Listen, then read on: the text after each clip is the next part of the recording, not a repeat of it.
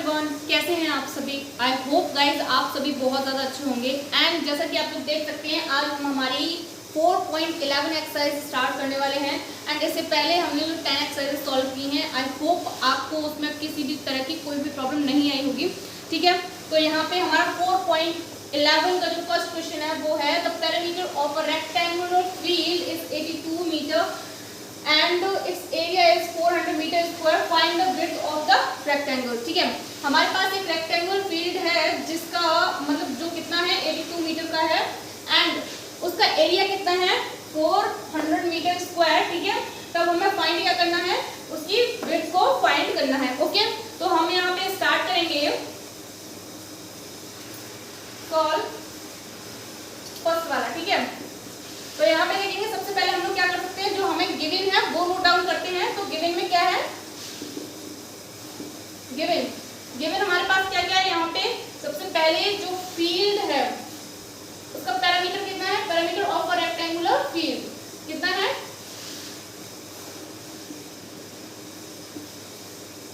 Parameter of rectangular field कितना है 82 metre. Okay, अब इसका एरिया जो कि हमें दिया हुआ है, area is 400 metre square. Okay, तो एरिया कर लेते हैं, area is equal to 400 metre square. ठीक है, अब इसके आने की बात करते हैं तो हमारे पास क्या है, विड्थ क्वेश्चन मार्क, ये हमसे फाइंड करने के लिए बोला गया। ठीक है, अब यहाँ पे अगर हम रेक्टेंगल फील्ड बनाते हैं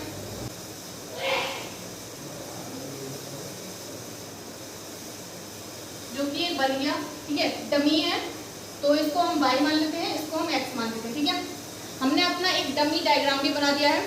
अब हम इसके अकॉर्डिंग चलेंगे। ठीक है, तो सबसे पहले लेट कर लेते हैं, now let the length of the rectangle। ठीक है, लेंथ x है हमारे पास, ठीक है, x मीटर, और विड्थ की बात करते हैं तो विड्थ हो जाएगी हमारे पास y मीटर। ओके, अब हमें दिख रहा है कि हमारे क्वेश्चन में जो पैरामीटर है उसकी वैल्यू दी हुई है कितनी है 82 मीटर। ठीक है, तो हम सबसे पहले पैरामीटर के लिए सॉल्व करेंगे। नाउ फॉर पैरामीटर, ठीक है, पैरामीटर की बात करेंगे तो हमारे पास क्या होगा, x plus y is equal to, parameter की वैल्यू कितनी है 82 मीटर। ठीक है, अब यहाँ पे x प्लस वाई है, लेकिन यहाँ पे एक ट्विस्ट है। क्या ट्विस्ट है कि हमारी बात हो रही है रेक्टेंगल की, तो रेक्टेंगल में हमारे पास 4 साइड होती हैं जिनमें से लेंथ इक्वल होती है, विड्थ इक्वल होती है। तो ये एक इसके इक्वल होगी, यानी कि ये भी x हो गया, ये इसके इक्वल होगी, यानी कि ये भी y हो गया, यानी कि दोगुना हुआ। ठीक है, तो सिंपल सी बात है, हम क्या करेंगे, यहाँ पे 2 का मल्टीप्लाई करेंगे। ठीक है, अब यहाँ पे देखेंगे तो ये 2 इसको क्रॉस आउट करेगा, यानी कि 2 बन जाए 2 और 2 4 जाए 2 बन जाए 2। ठीक है, तो जो निकल के आया एक्चुअल वैल्यू वो क्या आया 41। ठीक है, इसको हम लोग इक्वेशन नंबर 1 बोल सकते हैं। अदरवाइज हम लोग इसको आगे भी सॉल्व करेंगे, तो यहाँ पे हम लोग देखेंगे अभी इसको इक्वेशन नंबर नहीं बोलते हैं क्योंकि आगे सॉल्व करते हैं। तो सबसे पहले हम क्या करेंगे कि यहाँ पे x और y 2 वैल्यूज हैं, इनमें से किसी एक को हम सेपरेट करेंगे, यानी कि या तो हम इस पूरे को x के टर्म्स में लिखें या तो हम y के टर्म्स में लिखें, क्योंकि हमें इसकी जरूरत पड़ेगी आगे। ठीक है, तो हम क्या करते हैं, x के टर्म्स में पूरी वैल्यू निकालते हैं, तो निकलेगी x is equal to 41 minus y। अब ये x की वैल्यू हो गई पूरी। ठीक है, तो इसको इक्वेशन नंबर 1 अब बोल देंगे। ठीक है, अब क्या करेंगे, अब हम करते हैं एरिया के लिए, क्योंकि हमें क्वेश्चन में अभी एरिया भी दिया हुआ है। ठीक है, तो नाउ फॉर एरिया, ठीक है, तो एरिया की बात करेंगे तो एरिया में क्या होता है हमारे पास, लेंथ इनटू विड्थ। ठीक है, तो length into width is equal to, area की वैल्यू कितनी है 400 मीटर स्क्वायर, 400 मीटर स्क्वायर। ठीक है, अब क्या करना है, नेक्स्ट में सिंपल सा काम करना है जो हमने पीछे किया है, x की एक सेपरेट वैल्यू निकाली है उसका यूज करेंगे यहाँ पे, बस सिंपल सा काम करना है। ठीक है, वैल्यू ये निकाली हुई है उसको यहाँ लगाएंगे। तो लिखेंगे using equation first, using equation first. Okay, तो यूजिंग इक्वेशन फर्स्ट में हमारे पास x की वैल्यू है, यहाँ पे लगाते हैं, यानी कि यहाँ पे हो जाएगा 41 माइनस वाई और ये चला जाएगा इनटू में बाई और इज इक्वल टू में 400। ओके, बाई का अंदर मल्टीप्लाई यानी कि 41 बाई माइनस वाई स्क्वायर और इज इक्वल टू में 400। ठीक है, अब सिंपल सा काम करेंगे, इसको सही इक्वेशन बनाएंगे, यानी कि माइनस को मतलब ये पूरा ही टर्म उठा के इधर लेके जाते हैं। ठीक है, तो करते हैं वाई स्क्वायर माइनस 41 बाई और प्लस का 400 इज इक्वल टू 0। ये बन गई हमारी फाइनल क्वाड्रेटिक इक्वेशन। ठीक है, ये हमारी एक क्वाड्रेटिक इक्वेशन बन गई है। अब इसका यूज करके हम अपनी विड्थ को फाइंड करेंगे जो कि हमसे क्वेश्चन में पूछा गया है। ओके, अब यहाँ पे आप लोग देख पा रहे हैं कि ये वाई स्क्वायर सेपरेट है, ठीक है, यहाँ 41 है, ठीक है, यहाँ पे प्लस का साइन है। मैंने आपसे हर बार कहा है जब भी बात हमारी क्वाड्रेटिक इक्वेशन को सॉल्व करने की होती है एक्स एंड वाई की वैल्यूज को निकालने की होती है, तो सिंपल सा काम करते हैं, हमारे पास जो लास्ट टर्म होता है उससे पहले जो साइन होता है, यानी कि ये जो साइन है इसको हम बहुत ही ज़्यादा इम्पोर्टेंट मानते हैं। क्यों? क्योंकि ये जो साइन है उसी पे हम डिपेंड करते हैं कि हमारे फैक्टर को हमें जोड़ना है या तोड़ना है। यहाँ पे 400 से जो फैक्टर्स होंगे उसको हमें जोड़ना होगा, जोड़ने पर हमें 41 मिल जाए और मल्टीप्लाई करने पर हमें 400 मिल जाए। ठीक है, तो ऐसे फैक्टर्स कैसे निकालते हैं मैंने आपको बहुत अच्छे से सिखाया है। ठीक है, तो यहाँ पे निकालेंगे वाई स्क्वायर माइनस इसके अगर फैक्टर करते हैं तो हमें क्या मिल जाएगा 25 एंड 16, क्योंकि प्लस का साइन है इसलिए मैंने ऐड किया है। अब आप देखिए 25 प्लस 16 करेंगे तो हमें 41 मिलेगा, 5 प्लस 6 11 का 1 और यहाँ पे बन जाएगा 3 4। ठीक है, एंड मल्टीप्लाई करेंगे तब भी हमें सेम मिलेगा। ओके, अब यहाँ पे करेंगे तो कितना हो जाएगा 25 प्लस 16 और y प्लस 400 इक्वल टू 0। ये हो गया हमारा फैक्टर। ठीक है, अब इसके बाद सिंपल सा काम रह गया है, क्या रह गया है वो भी देख लीजिए। यहाँ पे देखेंगे तो y स्क्वायर को तो ऐसे तैयार रखना है हमको, नो चेंज। यहाँ पे y के अंदर मल्टीप्लाई कर लेंगे तो 25, इसको हटाओ ब्रैकेट को अब जरूरत ही नहीं है,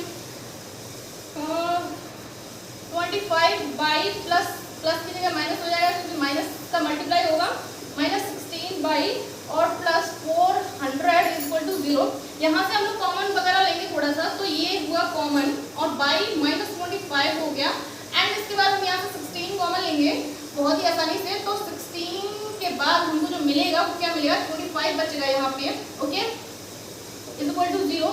एंड अब यहाँ पे देखते हैं हम लोग तो ये दोनों इक्वल हैं, यानी कि इन दोनों को हम कॉमन ले सकते हैं बड़ी ही आसानी से। ओके, एंड ये हमारा माइनस है एंड बचे हुए को हम एक अलग ब्रैकेट में लिख लेते हैं। ठीक है, इक्वल टू 0। तो यहाँ से हम लोग देख पा रहे हैं कि y की दो वैल्यूज निकलेंगी, कौन कौन सी, y इक्वल टू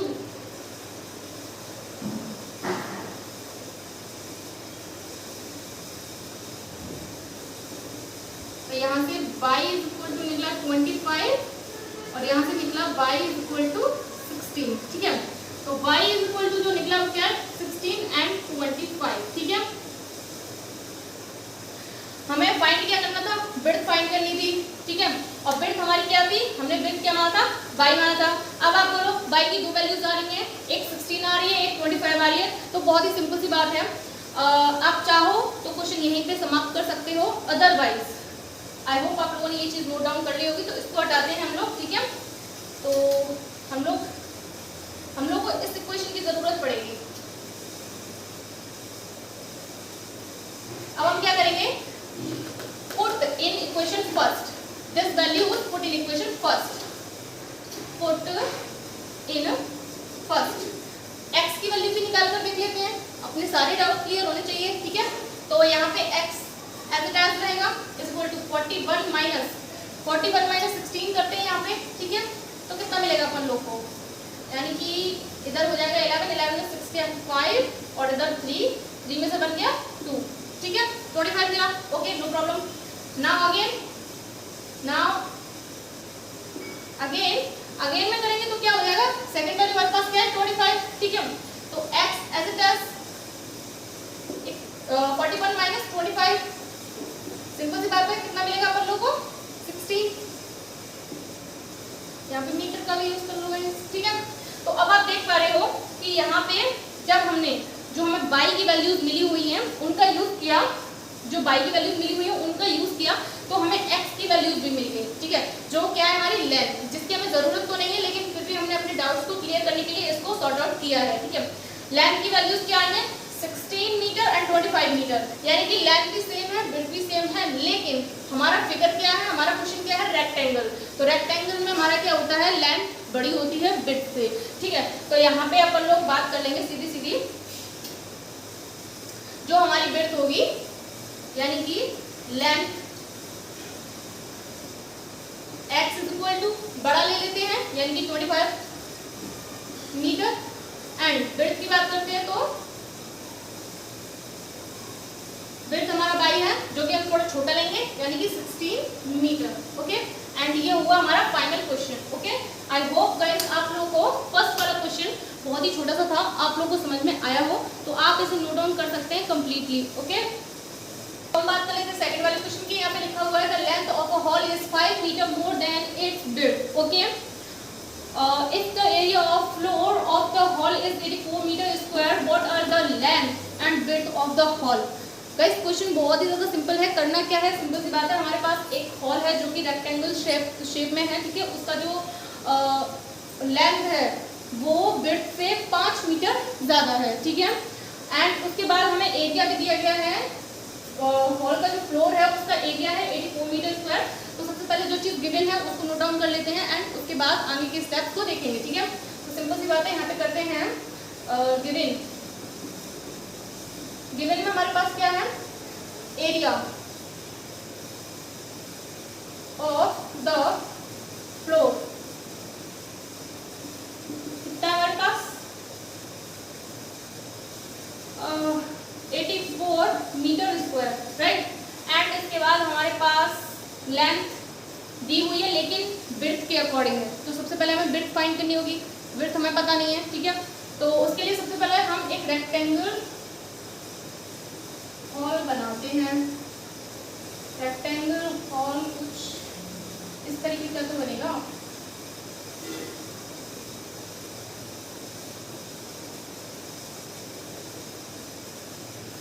हॉल जो है हमारा वो कुछ इस तरीके का तो होता है, ठीक है। तो यहाँ पे क्या बोल रहे हैं, ये क्वेश्चन देखेंगे the length of the hall is 5 metre more than its width. यहाँ पे ये हमारी हो गई, क्या हो गई, ये हमारी ये लेंथ हो गई, ये विड्थ हो गई, ठीक है, ये वाली हमारी विड्थ हो गई और ये वाली हमारी लेंथ हो गई, ठीक है। विड्थ कम है किससे, लेंथ से, लेंथ कितनी ज़्यादा है 5 मीटर मोर देन, यानी कि इसको अगर हम विड्थ मानते हैं तो ये कितनी हो जाएगी प्लस में 5 हो जाएगी, ठीक है, यही होगा। तो अब इसके अकॉर्डिंग चलते हैं हम लोग, ठीक है। तो यहाँ पे करते हैं लेट द लेंथ, सॉरी पहले विड्थ मान लेते हैं फिर लेंथ, विड्थ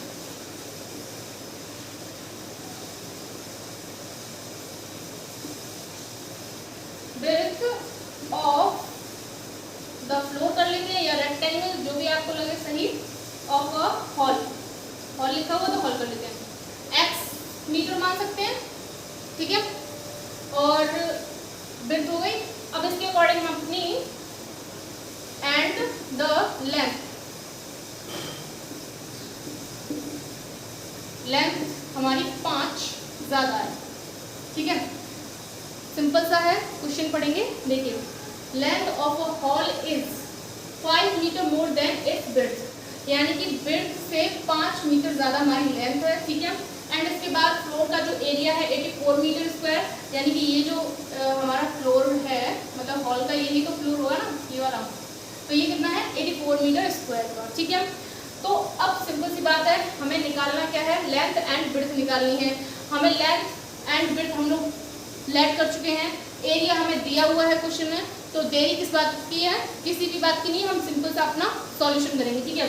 तो करते हैं यहाँ पे ना, क्या कर सकते हैं हम लोग, लेंथ हमारे पास है, विड्थ हमारे पास है, यानी कि length into width is equal to area, ठीक है। वैल्यूज सारी हैं, लगाओ पुटअप करो यहाँ पे, तो लेंथ हमारे पास कितनी है x प्लस 5, विड्थ हमारे पास कितनी है x 84। ठीक है, सिंपल सा काम है इसको सॉल्व करना। तो सॉल्व करेंगे x square plus 5x minus 84 is equal to 0। ये बन गई हमारी एक क्वाड्रेटिक इक्वेशन। इस इक्वेशन को हमें सॉल्व करना है। तो अब हम अपने इस साइन को देखेंगे, ये क्या बोल रहा है, ये हमें माइनस करने के लिए बोल रहा है, यानी कि 84 के हमें ऐसे फैक्टर्स करने हैं जिनको माइनस करने पर 5 मिल जाए और मल्टीप्लाई करने पर 84 मिल जाए। तो ऐसे फैक्टर्स तो मेरे को बहुत अच्छे से आ रहे हैं, आई होप आप लोग को भी आ गए होंगे। यहाँ पे हम करेंगे 12 माइनस 7, सही है, क्योंकि 12 में से 7 क्या है, यानी 12 minus 7 is equal to 5 and 12 into 7 is equal to 84, right. अब इसके बाद हम करेंगे इस इक्वेशन को सॉर्ट आउट, यहाँ से करेंगे तो बहुत ही सिंपल हो गया हमारे लिए। जितना बड़ा क्वेश्चन लग रहा था, जितना टफ लग रहा था, उतना टफ था नहीं, बहुत ही इजी था। बस स्टेप्स को हमने फॉलो किया एंड हम अपने आंसर पे बहुत जल्दी पहुंच गए। यहाँ पे क्या करना है, सिंपल सी बात है, यहाँ से इन दोनों टर्म्स में से कॉमन लेंगे तो सिंपल सी बात है हमें x कॉमन मिलेगा और बचे हुए को हम वापस उसी में रख देंगे, नो प्रॉब्लम। ओके, अब यहाँ से हम लोग कॉमन लेंगे तो सिंपल सी बात है, यहाँ पे हमें माइनस ही कॉमन मिलेगा क्योंकि दोनों के पास माइनस है। तो माइनस लिया कॉमन एंड उसके बाद 7 मिल जाएगा कॉमन, तो 7 लिया एंड उसके बाद जो हमारे पास पार्ट बचा है उसको हम लिख लेंगे as it is, no problem. ठीक है, okay, and is equal to में 0। ठीक है, अब इसके बाद क्या करते हैं, ये दोनों पार्ट हमें सेम मिल रहे हैं तो इनको कॉमन ले लो, x प्लस 12 हो गया एंड ये माइनस इक्वल टू 0। ठीक है, अब x की हमें दो वैल्यूज मिल रही हैं, x plus 12 is equal to x 0, तो यहाँ से हमें क्या मिलेगा x is equal to minus 12। ठीक है, और एक वैल्यू हमें मिलेगी x की और सेकंड क्या मिलेगी, x इज इक्वल टू 7। ठीक है, तो अब आप मुझे बताइए कि किसी भी हॉल की जो लेंथ होगी वो नेगेटिव हो सकती है, नहीं, नॉट पॉसिबल। तो हम लोग क्या करेंगे, x is equal to minus 12 not a right value, so we using x is equal to 7 only। ठीक है, अब हम अपनी इस वाली वैल्यू का यूज करेंगे। ठीक है, तो आई होप आप लोगों ने नोट डाउन कर लिया हो, नोट डाउन कीजिए। इस साइड का हटा देते हैं क्योंकि इस साइड का आप लोगों ने नोट कर लिया होगा, अब हमें इसकी जरूरत भी नहीं है अभी यहाँ पे। ठीक है, तो अब यहाँ पे देखेंगे हम लोगों ने इस नेगेटिव वाली वैल्यू को नेग्लेक्ट मार दिया है एंड जो वैल्यू हम यूज कर रहे हैं वो पॉजिटिव वाली यानी कि 7 वाली को यूज कर रहे हैं। ठीक है, एंड x हमारा क्या है, x ओनली x हमारा क्या है, बिट है, तो हो जाएगा now bit is equal to x is equal to कितना 7 मीटर। ठीक है, अब हम बात कर लेते हैं अपनी लेंथ की। लेंथ इज इक्वल टू हमारे पास क्या है, x प्लस 5 मीटर, राइट। तो यहाँ पे x प्लस 5 मीटर यानी कि 12 मीटर। तो लेंथ